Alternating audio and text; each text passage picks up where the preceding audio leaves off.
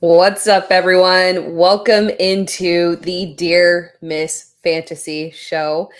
We're the official mailbag show for Player Profiler. I hope you are all doing wonderful. I had to cancel last week's show because, as many of you know, I am located in Houston, and Houston was hit by crazy weather last week. And it happened on Thursday, which is when I normally go live. And it happened literally 2 hours before the show. And my part of town was hit the hardest, and the entire area lost power. Not a major issue for my household, but long term, but crazy that happened. The majority of schools didn't have power until Wednesday, so my kids were out of school until Wednesday. Just madness, but everything appears to be back-ish to normal and all good. So it was really weird. It was so crazy. All of a sudden, sky went from slightly gray, like you could tell something was about to happen. Sky went from like a slightly gray, all of a sudden pitch black dark, wind picked up, and everything just kind of whooshed through and hit very dramatically, very fast. Crazy situation, but we're all good now. So last time that we talked about the topic that we're going to cover today, but this is the part two. This is part two of the big veteran winners post-draft, the trade targets and the sleepers for us. In part one, we talked about quarterbacks and running backs. Yes, we talked about quarterbacks and running backs. And in this show, we are going to cover the wide receivers and tight ends.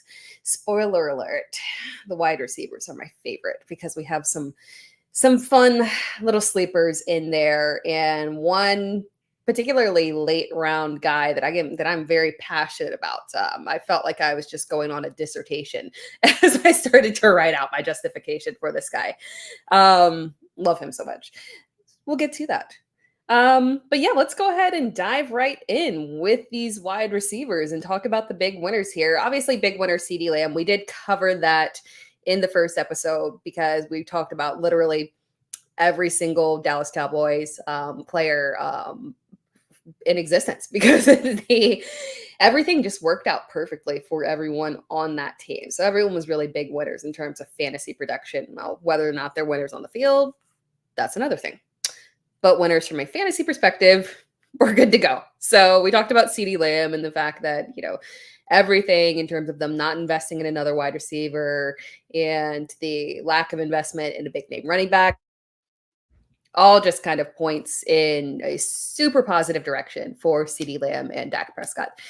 So moving on to something that we did not cover, wide receivers. The first ones I want to talk about are the Atlanta wide receivers. I can't not talk about the Atlanta wide receivers. And I say Atlanta wide receivers plural because they're two big winners here. And I guess maybe I lied before in saying that I had one favorite late round target because there's two. And Darnell Mooney is one of them. I'm sorry, Darnell. I forgot about you there for a second. Love you so much. Drake London and Darnell Mooney, both huge winners. Now let's talk about it and let's break it down a little bit. Big thank you to Atlanta, right? Big thank you to Atlanta for what they did in deciding to use that 8th overall pick on a quarterback. That worked out perfectly for us from a fantasy perspective, not from a dynasty perspective where we were hoping to draft Michael Penix and, actually get some usability out of him if you were drafted to a team like Las Vegas. Unfortunately, we didn't get that, but because they drafted Michael Penix, they didn't invest in a wide receiver, and we lucked out, and everything worked out perfectly for Drake London and Darnell Mooney because we could have gotten into a weird situation, right? Where let's say that they had taken Rome Odunze there, which they should have taken Rome Odunze there. Like, I get it, but like, imagine they had taken Rome Odunze there and just stacked the receiving core ridiculously, and they've basically given Kirk Cousins the exact same setup that he had in Minnesota, where he's got just these outrageously talented receivers and this outrageously talented tight end, and everything points in a positive direction. But they didn't do that, and that's okay. That is okay because Kirk Cousins is still fine, and Darnell Mooney is an adequate wide receiver too, and that is the key here, that Darnell Mooney is now officially the wide receiver too. Yay, yay, yay, yay. Darnell Mooney is back on the table. But let's talk about Drake London first here, because when we're looking at Drake London here and him being a big winner here, I could not have been more in on Drake London. Excuse me, guys. Suddenly I've developed this random cough this afternoon. I was fine all day long. So pardon me if I'm coughing throughout this episode. But Drake London, couldn't be more in on him as the wide receiver one for Kirk Cousins. We haven't even seen London with a competent quarterback, let alone, a competent quarterback that was even like a low volume passer and just could be decent, right? We haven't seen him with anyone with any kind of volume in. It's not like a Sam Howell situation, right? Where you had a Sam Howell and the wide receivers were still able to get high volume because he was out there throwing touchdowns and out there throwing for high yardage. Like Drake London has just never had that type of quarterback. And he's always been somebody who we know the ceiling, we know what he can be, but he was just in just the most terrible situation ever.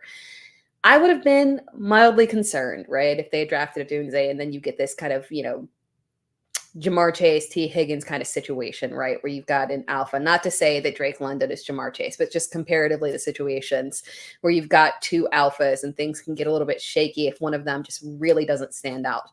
But let's be honest. I was in regardless on Drake London. I really want to talk about Darnell Mooney here. Darnell Mooney, because we all know that Drake London is a guy that we can, draft with confidence and redraft, a guy that you should have invested in trying to trade for prior to the Kirk Cousins deal. Maybe you're able to get him, maybe not. Obviously, his value has skyrocketed right now. But Darnell Mooney is the one here that I think is such a big sleeper winner here. I have been chasing the low end wide receiver 2 greatness that we got out of Darnell Mooney way back in 2021. It feels like it was like a decade ago. It wasn't that long ago, but it was a while ago, right? Where he had that one beautiful season where we thought, okay, this is it. Like, hey, man, is he an elite talent? No, but I think that this is a guy that can be a solid wide receiver 2 throughout his career. We felt it. He looked fantastic on the field. That was when he was playing opposite of Allen Robinson. Obviously, Allen Robinson, that was the year that he kind of had that downturn and fell off. And Darnell Mooney really stepped up and played well off of him, was able to thrive both in yardage, touchdowns as well. And we really thought that we were going to get something with him. It ended up being absolutely nothing. Absolutely nothing. But again, to recall, unfortunately, while I do like Justin Fields, we cannot deny that Justin Fields, it might have been a little bit of a struggle for him to get the ball to wide receiver 2s in terms of his progression. We can't deny the connection that he had with DJ Moore and his ability to supply a wide receiver 1. But if you were the second look at that offense, good luck to you in terms of being a wide receiver. It just wasn't happening there, because if we look back on that Darnell Mooney wide receiver 2 season, Justin Fields was on the team. But it's important to point out that a lot of that production that he had was with Andy Dalton. So it makes sense that he struggled, unfortunately, with Justin Fields. And the possibility for him to now thrive with Kirk Cousins as his quarterback is just absolutely wonderful for everyone here. Again, looking back at it, 2022 was a rough year for Justin Fields, right? No pass catcher in that offense had more than 550 yards. So, terrible as a whole. 2023, Mooney couldn't really establish himself. DJ Moore took over and was elite. Really just, set the standard there, and just wide receiver 2 wasn't happening. But in Atlanta, Mooney's wide receiver 2 role and his skill set should just really mesh very well with Kirk Cousins, especially when you can consider the offense that they're going to have is going to be, again, an offshoot of that Sean McVay system. So it should bode well, not just for Kirk Cousins, but Darnell Mooney can fit into that offense very well. So I'm loving Darnell Mooney and the value that he is bringing. And the fantastic thing about it is that there aren't tons of Darnell Mooney truthers left. They all gave up and they washed out. There's very few of us that are staying strong, right? And I say us because I'm right there with you. There's very few of us that are staying strong on this.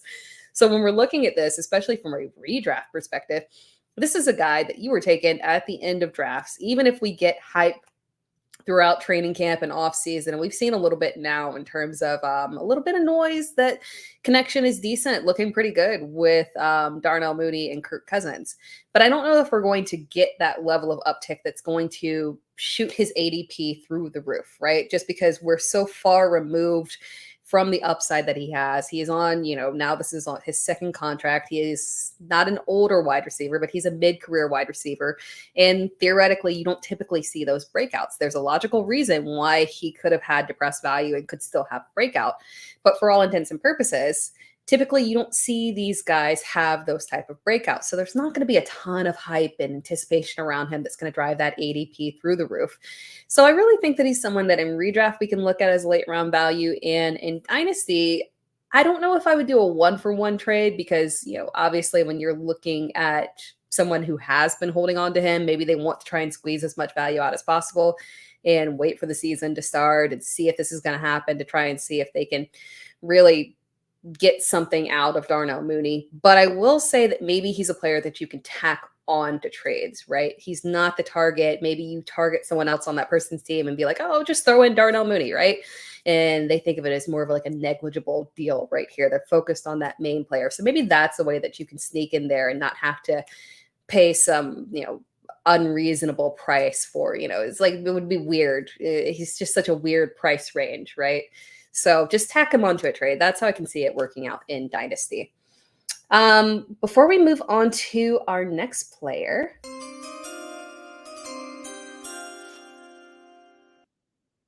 we're going to hear a quick word from our sponsors. This episode is brought to you by Player Profiler, the Dynasty Deluxe package.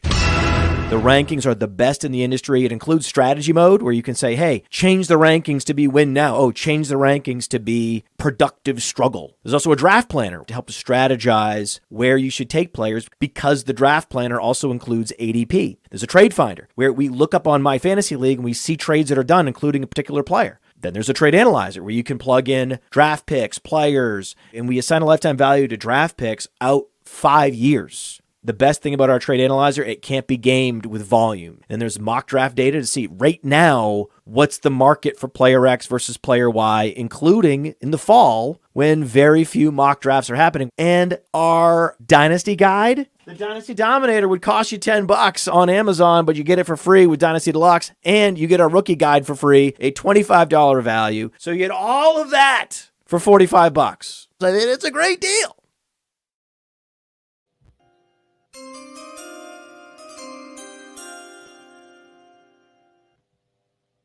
All right, let's dive into another winner here.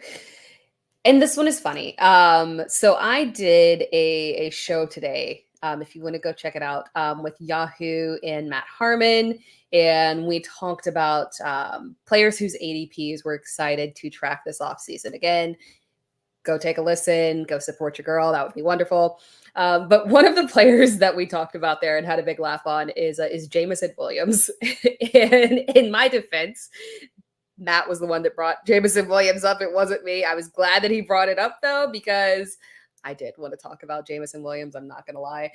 We were joking about the fact that people are tired of hearing about Jameson Williams and the fact that he could break out. And we just don't understand, like, how can you be tired of Jameson Williams? It's the off season. We're going to talk about these players ad nauseum. And I literally, as I was, getting Twitter updates today from beat writers and whatnot, I saw all of the updates of Dan Campbell talking about how Jameson Williams is doing all the right things. So I get it, but I can't help it. I want to talk about him because he is such a big winner post-draft here. Heading into this 2024 season, the lack of investment at wide receiver, letting Josh Reynolds go, which I get, doesn't seem like a big deal, but I think sometimes people underestimate the production that Josh Reynolds had in that Detroit offense, especially the connection that he had with Jared Goff there. They really had a nice connection there, making Josh Reynolds, a usable-ish, every now and then flex option in deeper leagues, because he was going to get volume.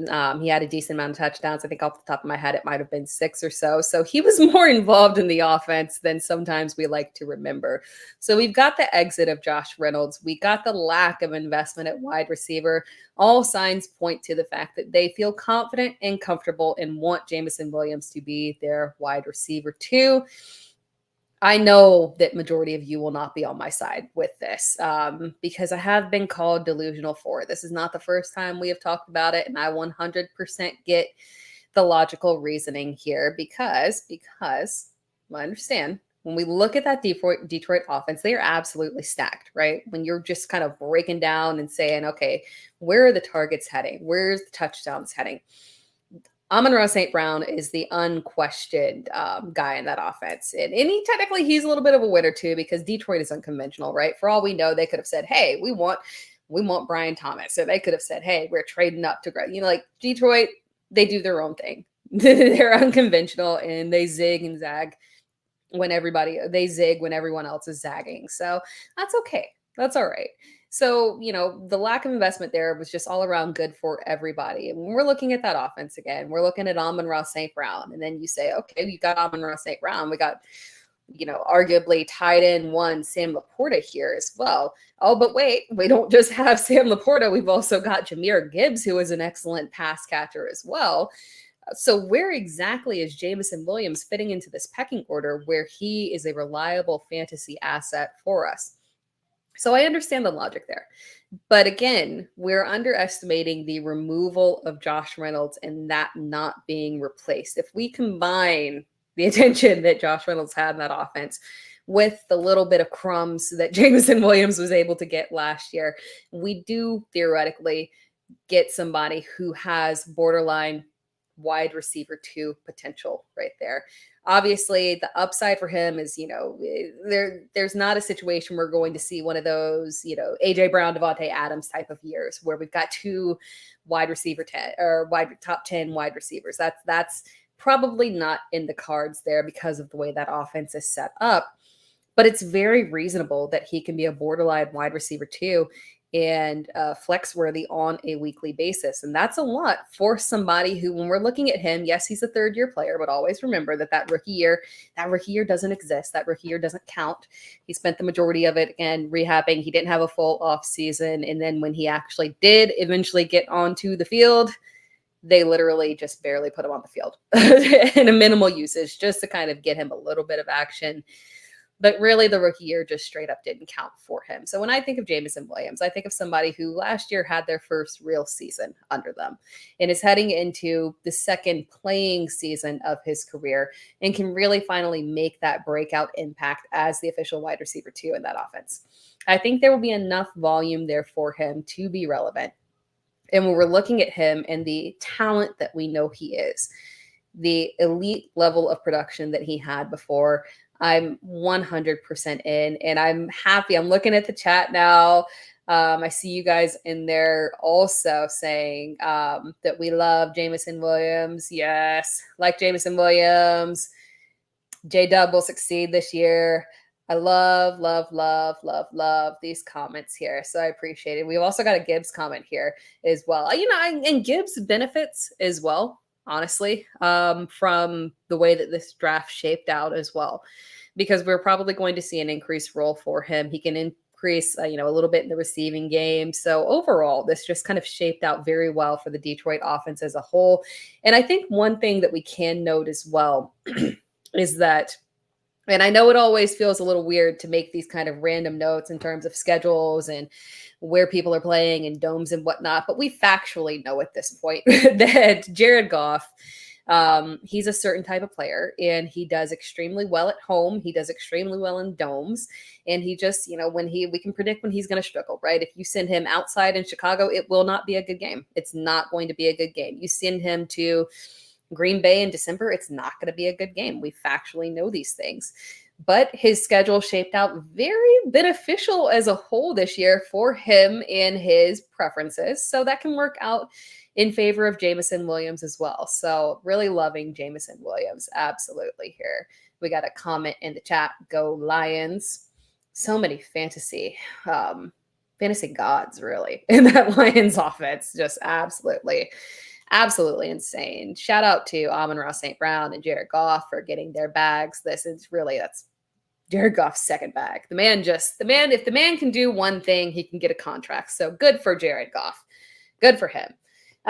Again, when we're looking at this, this team easily could have drafted a Brian Thomas or a Xavier Worthy. And this shaped out so well for Jameson Williams. I can easily see 1,000-yard season, 8 touchdown season for him here as a nice little, not, I say baseline, but also kind of ceiling as well, because I think he'll kind of be in a range where we can anticipate what he's going to have, and there won't really be a wide range of outcomes. So I think that's very realistic for him and gets him to that borderline wide receiver too. Moving on to my next player here. We're going to go, let's go with a quick one here. Let's go with a quick one here. Garrett Wilson, I do think, is someone who kind of is a sneaky winner from this draft, because this is another team where their receiver could have, had a little bit of their targets taken away, because where the Jets were drafting was a place where they were popularly mocked to be taking Brock Bowers. And obviously that would have affected Garrett Wilson. If one of the elite receivers had fallen to 10, it's very possible that they could have as well decided that they wanted to go with Rome Odunze.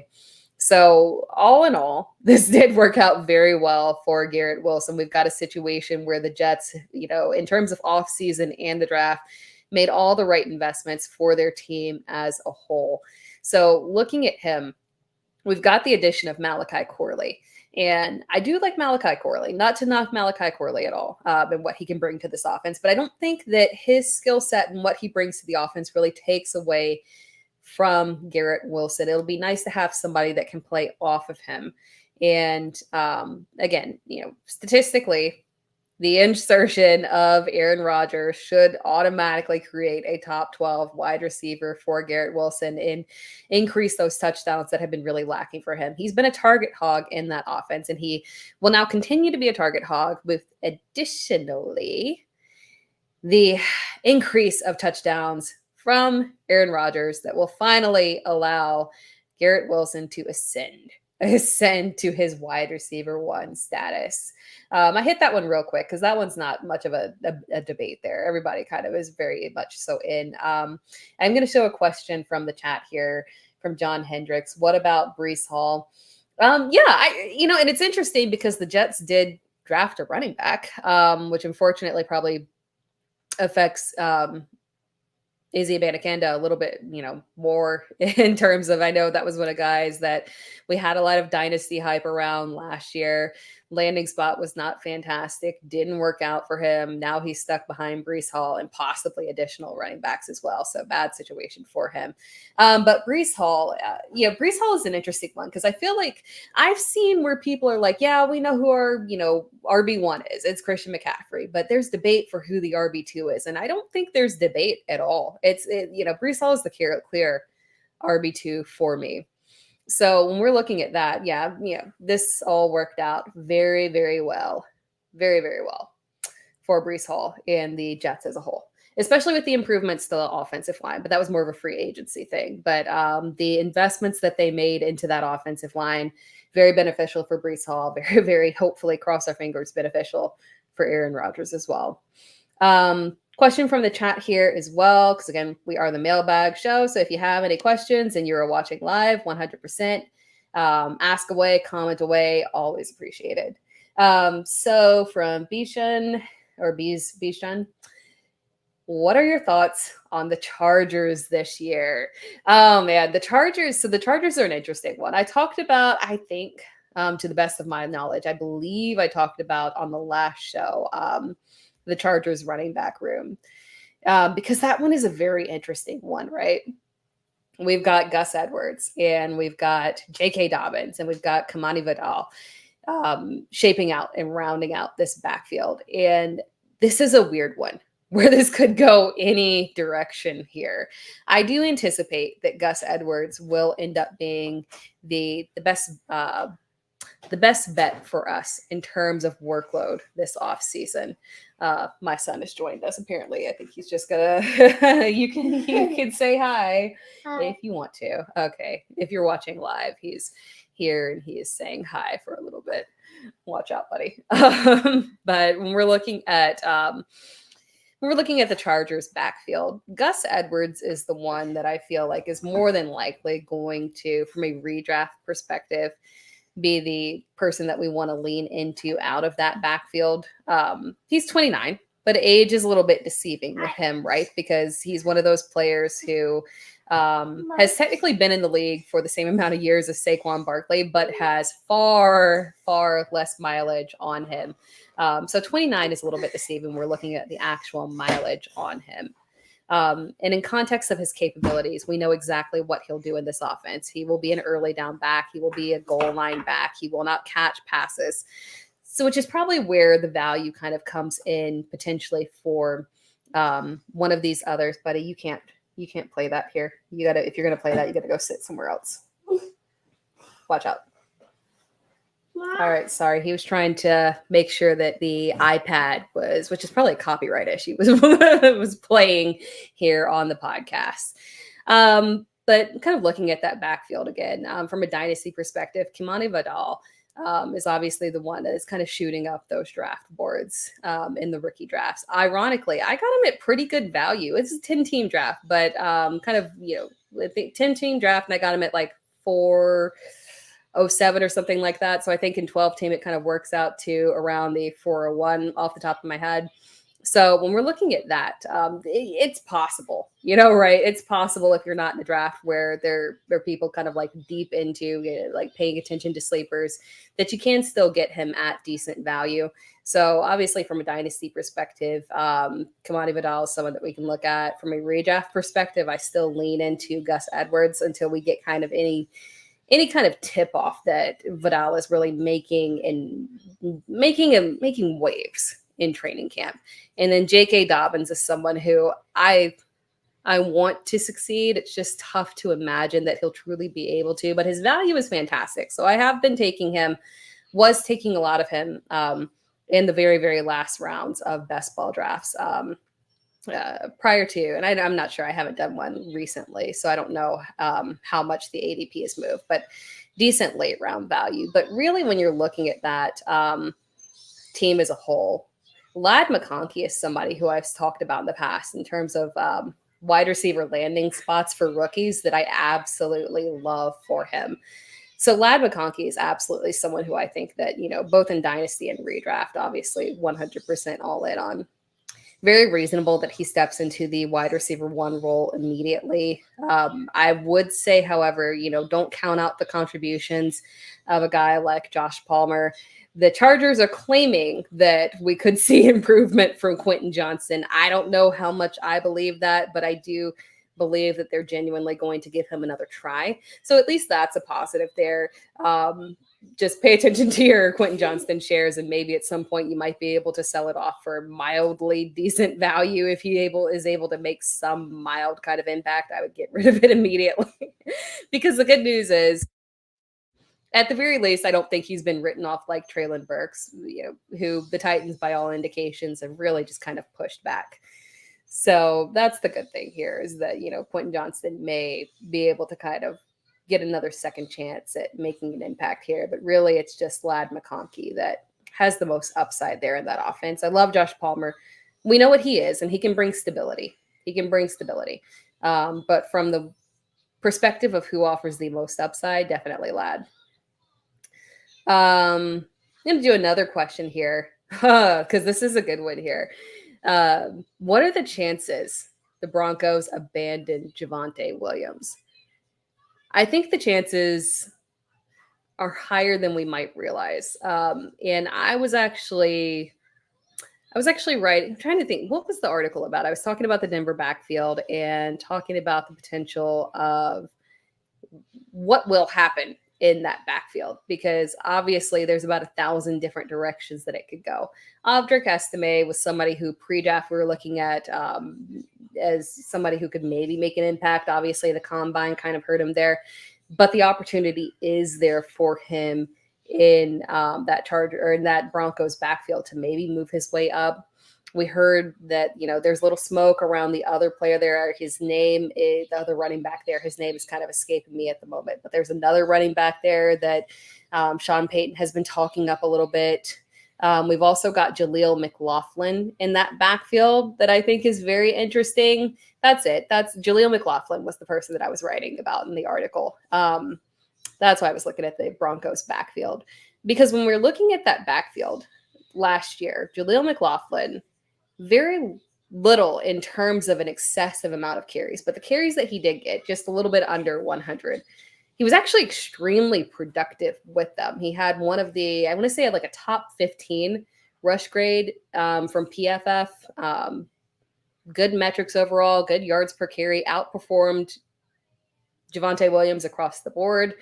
So if I'm looking at that backfield, there's a lot of possibilities. I think maybe the chances of him being abandoned this year, slim to none in terms of Javonte Williams. But the likelihood of him being out next year, a lot higher.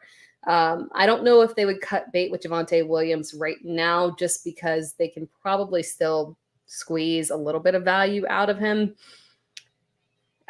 I wonder what the risk is of a guy like Samaje Perine, who is obviously a solid contributor in that offense, solid in terms of his third down work as well.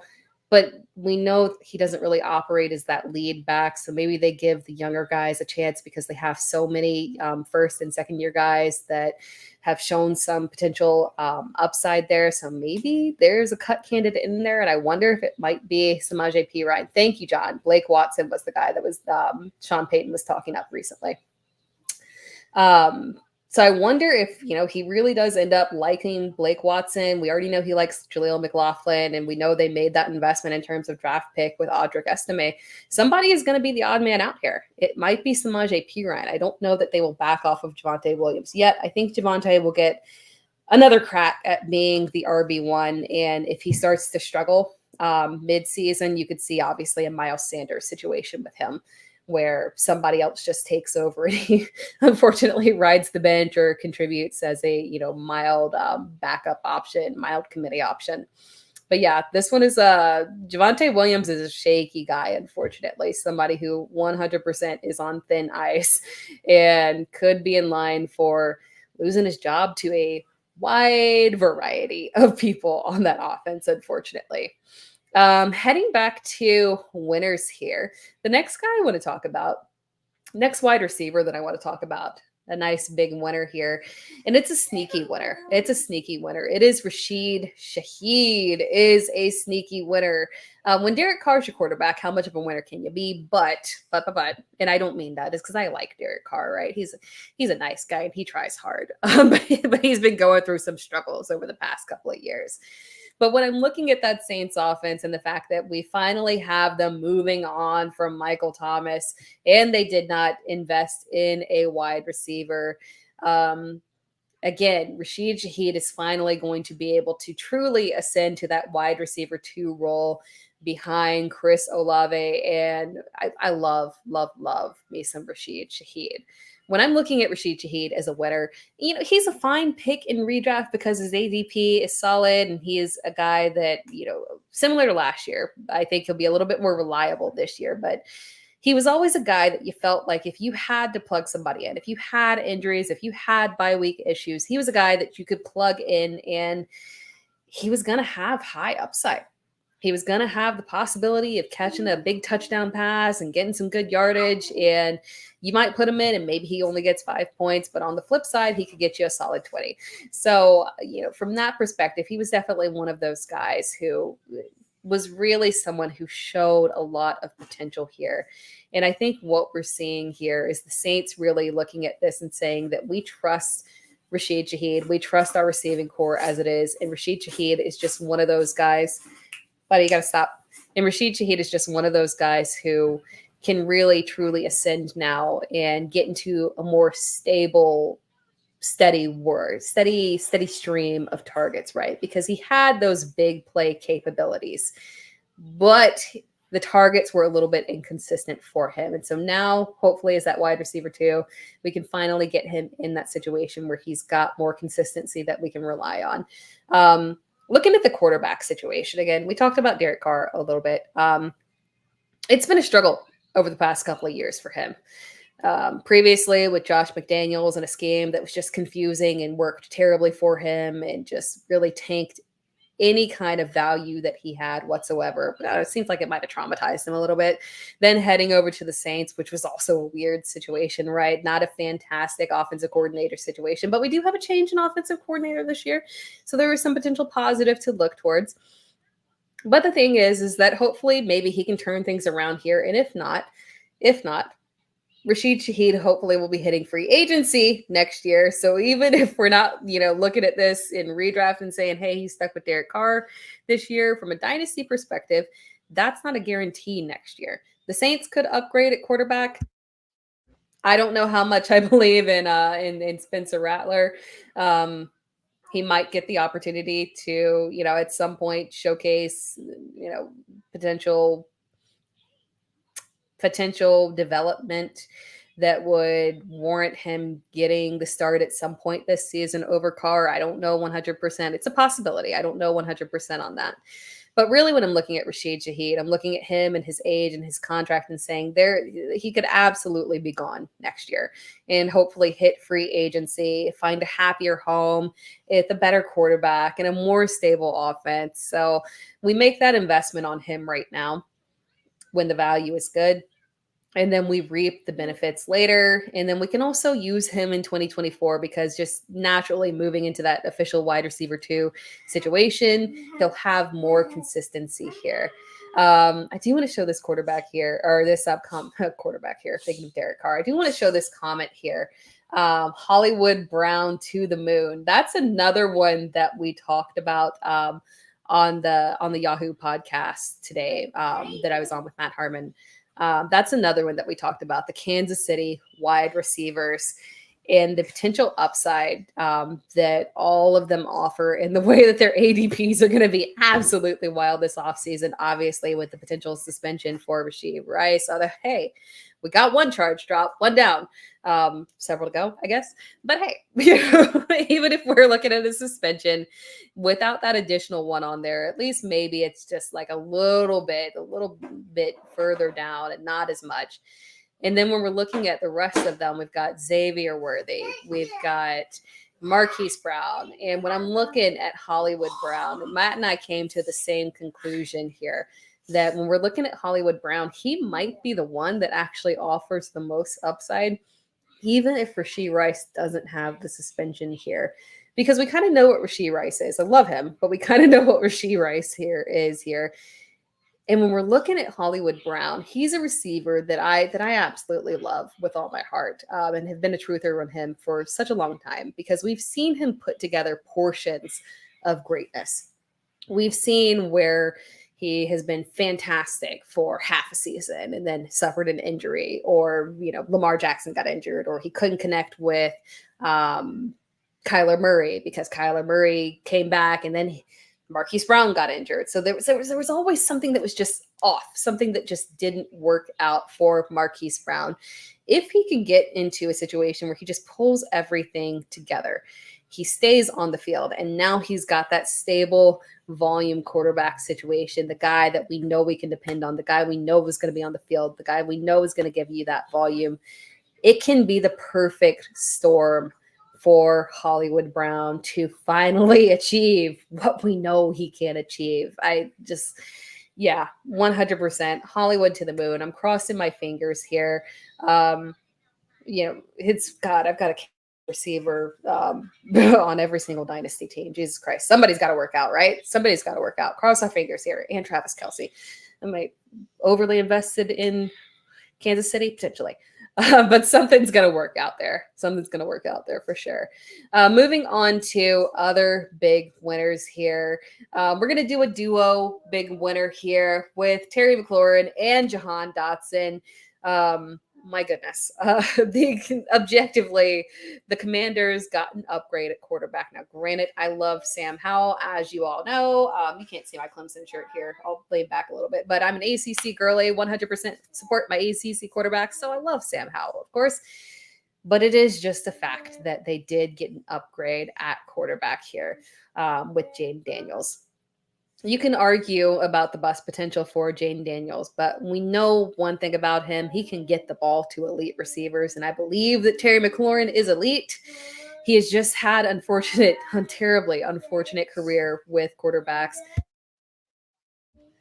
And when we're looking at Jahan Dotson as well, that was a mid-first round pick at wide receiver. He showed the upside his rookie season. Unfortunately, it just hasn't panned out for him for various reasons, including quarterback situation, including offensive coordinator situation, and just scheme in general. Things haven't worked out for him. But everything right here post-draft is lining up for Terry McLaurin and Jahan Dotson.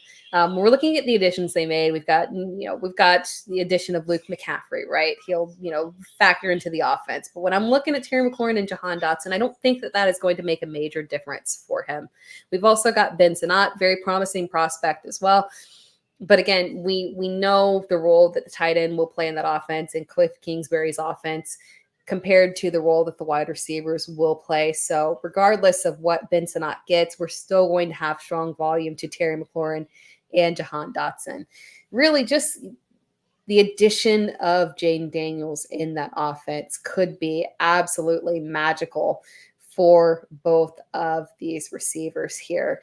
And again, not just Jaden Daniels, it's the combination of Jaden Daniels and Cliff Kingsbury as the coordinator, really potentially providing that missing link that has haunted, particularly Terry McLaurin, for years since Ron Rivera took over. Touchdowns have just not existed for Terry McLaurin. And he can finally potentially be able to achieve those with this perfect situation for him.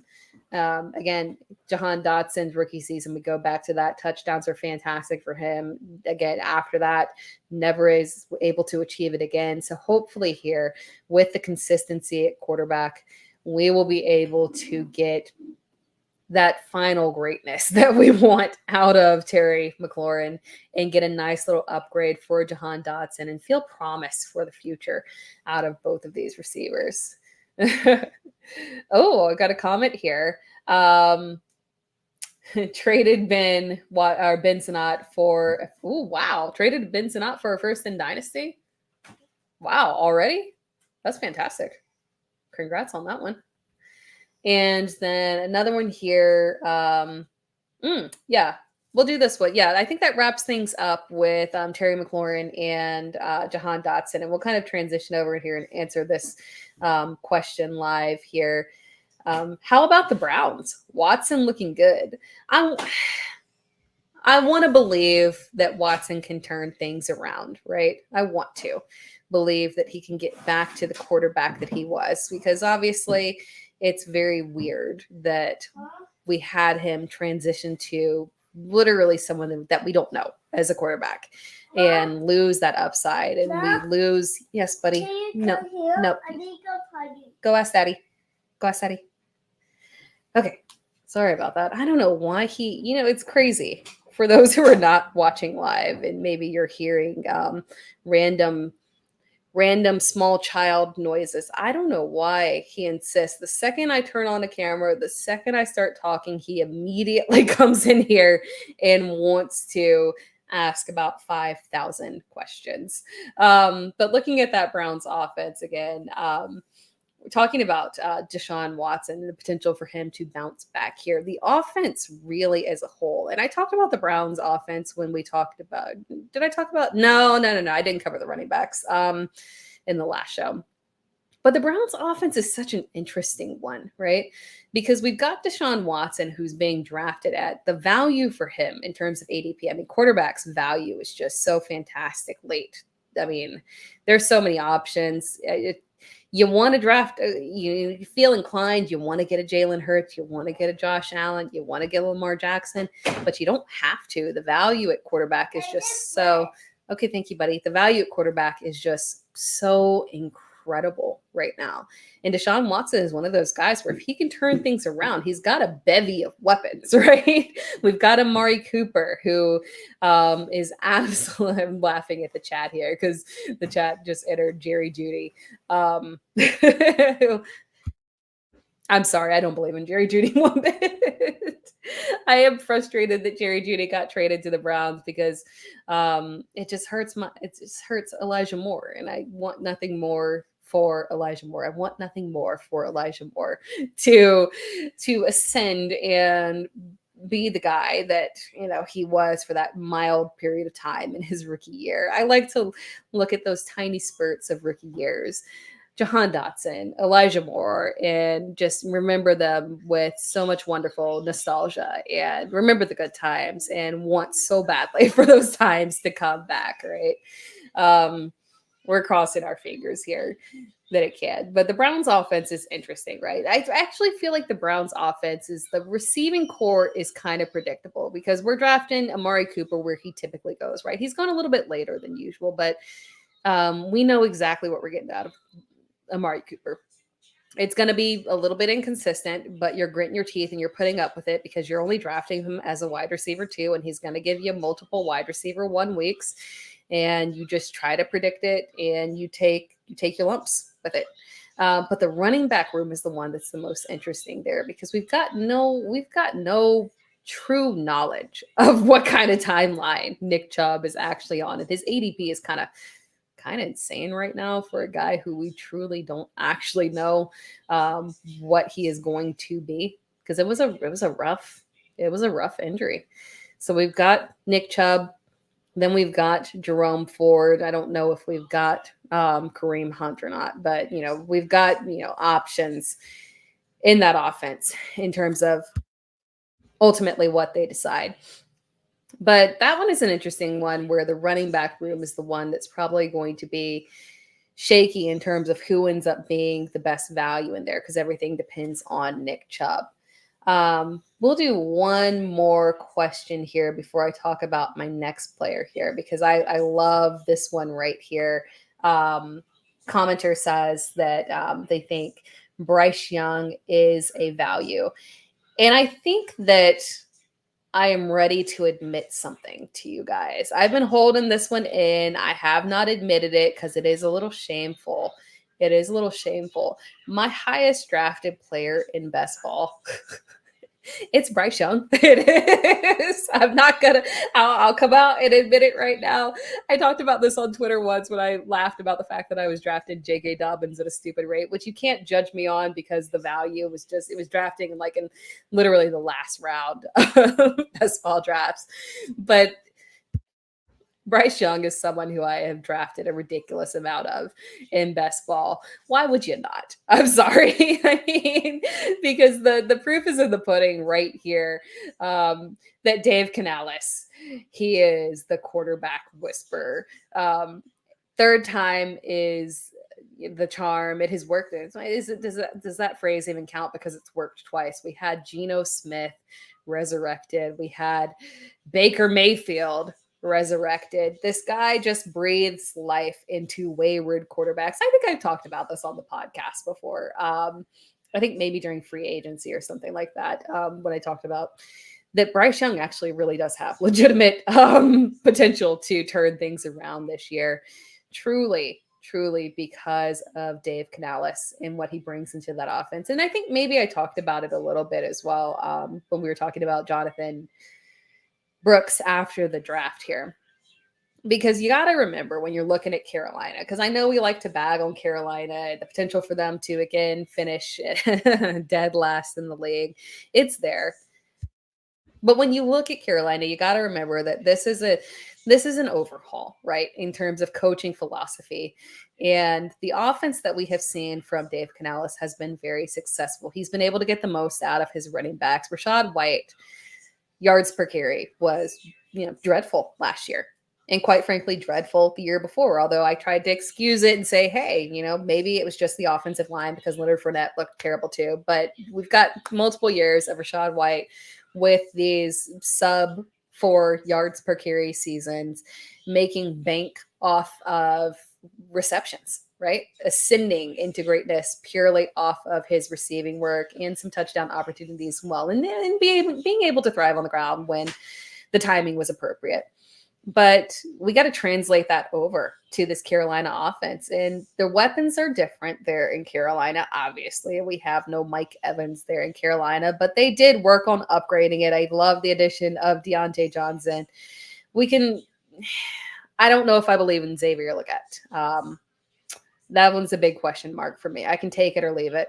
But what we're looking at there is, the potential for him to be a contributor in that offense. And we do still have Adam Thielen there. They made the investment at tight end in Jatavian Sanders and obviously upgraded the running back situation. So they have made the moves to try and make this a more hospitable environment for Bryce Young. So 100% think that the value that we're getting, quarterback is so just stupid deep this season. The value that you can get in deep leagues and super flex leagues, drafting a guy like Bryce Young super late as a QB3 is just absolutely insane here.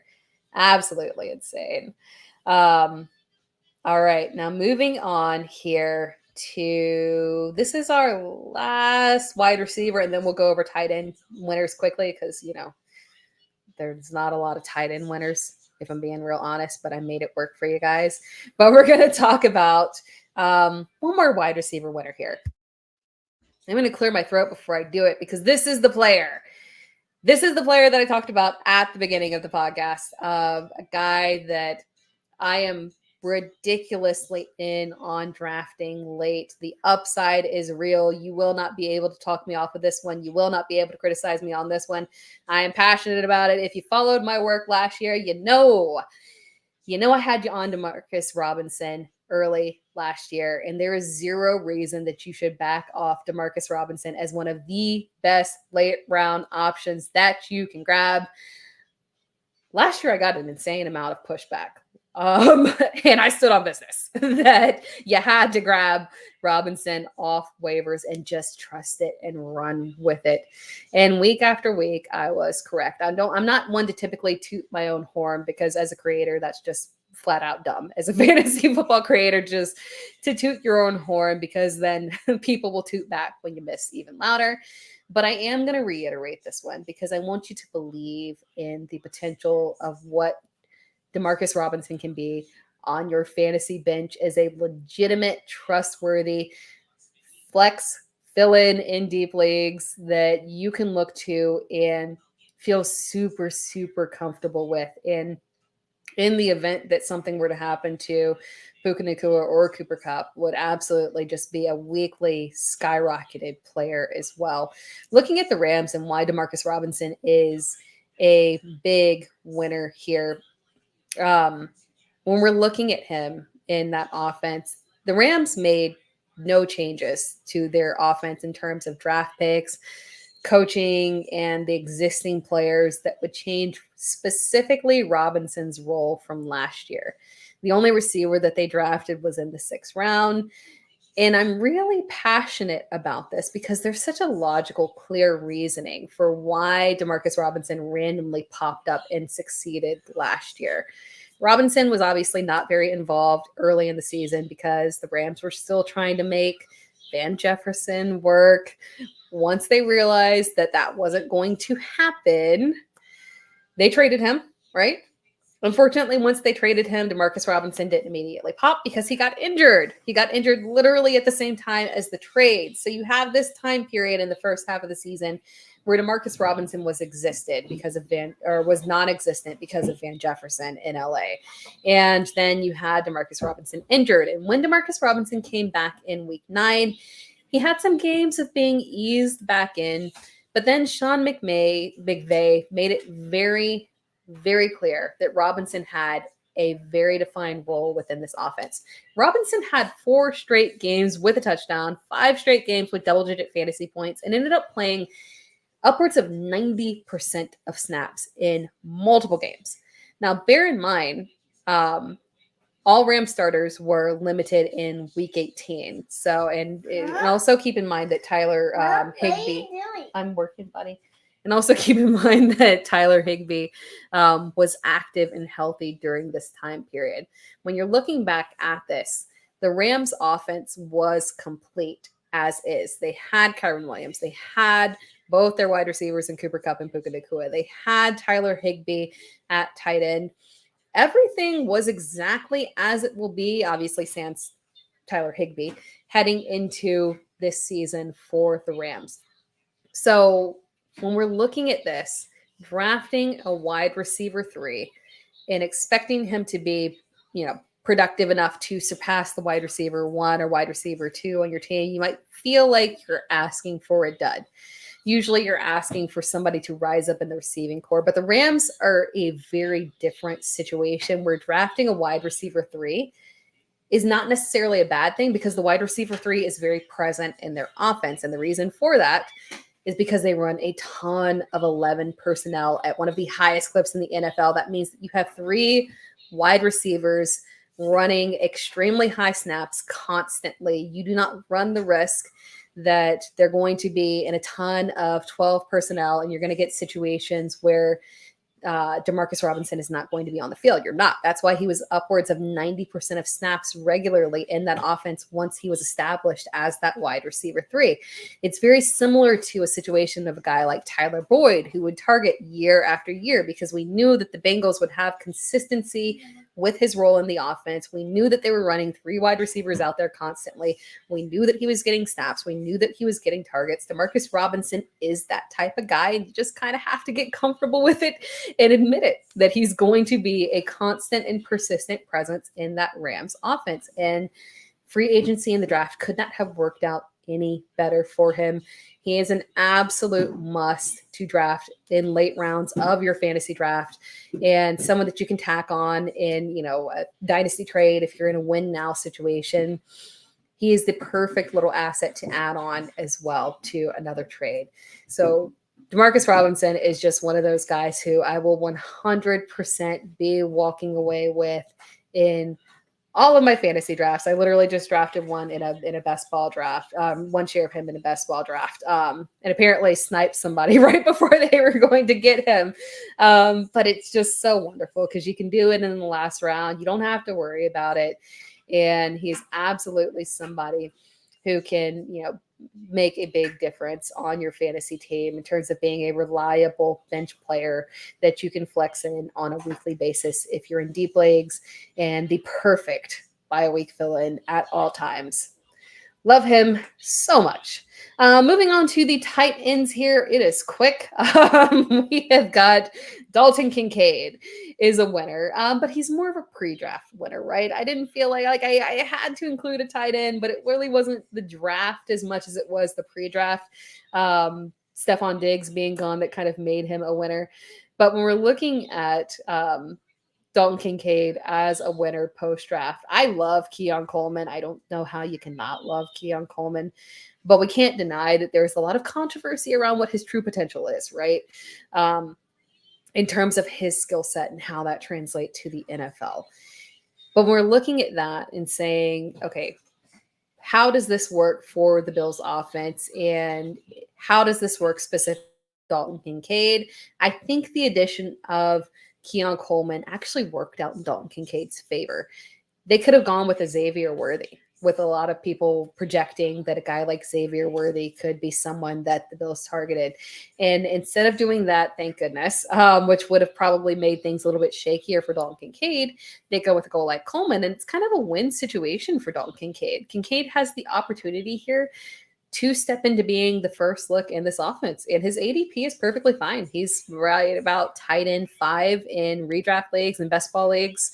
It's very reasonable here. So Dalton Kincaid is a guy who, from a tight end perspective, did end up winning. Another winner that we've got here is Evan Ingram. Evan Ingram is a winner. Everyone is talking about the Jags and Brian Thomas and how that affects Christian Kirk. And I've talked about how Christian Kirk is, the wide receiver of my preference in this offense, for him being the guy who's going to get the more targets and have the more consistent fantasy production.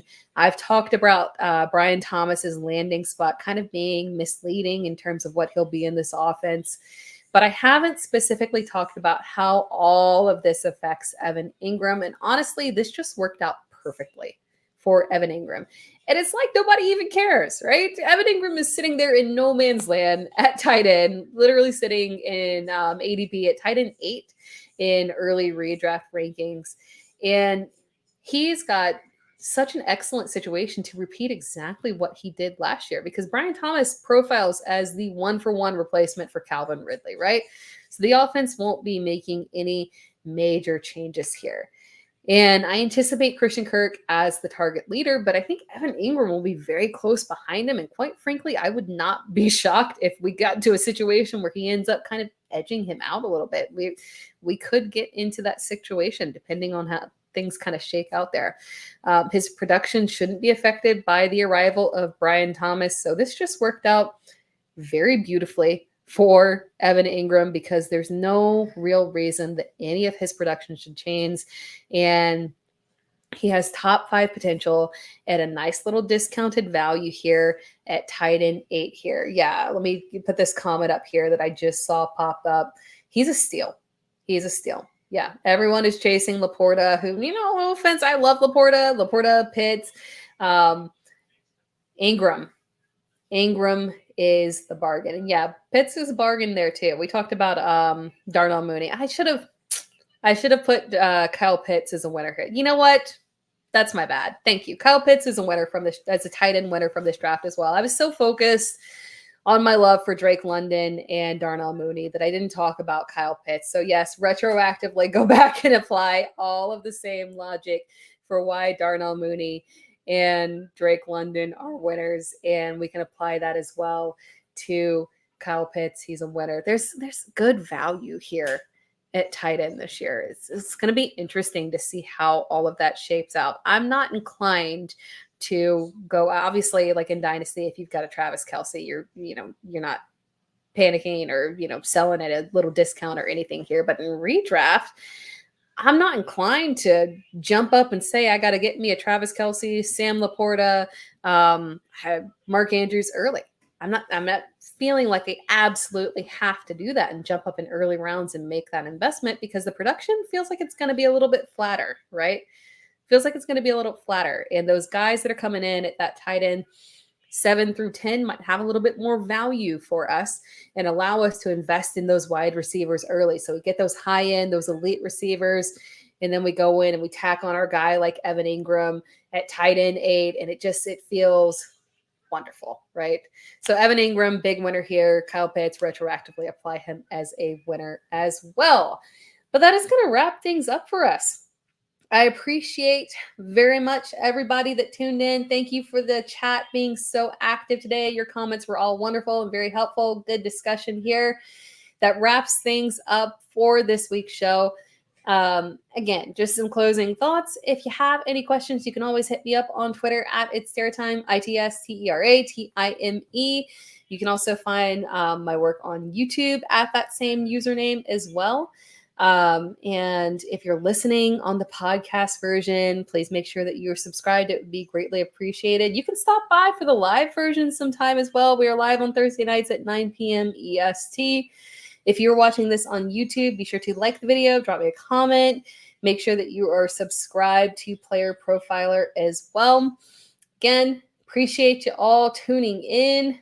I will catch you next week. If you got any rookie drafts going on, I think I start one. Ooh, when do I start my next rookie draft? No, I've got one more show. Before I do my next rookie draft. So if you have any rookie drafts, good luck to you. I hope you get everyone that you want. Other than that, I appreciate you tuning in. Talk to you next week. Hey, I want to take a moment to thank you for tuning in. It's important to me that all of our media be free. This is only possible because of you, allowing a true independent sports media enterprise to thrive unlike any other in the business. So please subscribe to the All In Package to continue to make all of this possible, to ensure that all of our stats, information, data, content is available to you, especially you, the people that get the site and get the show.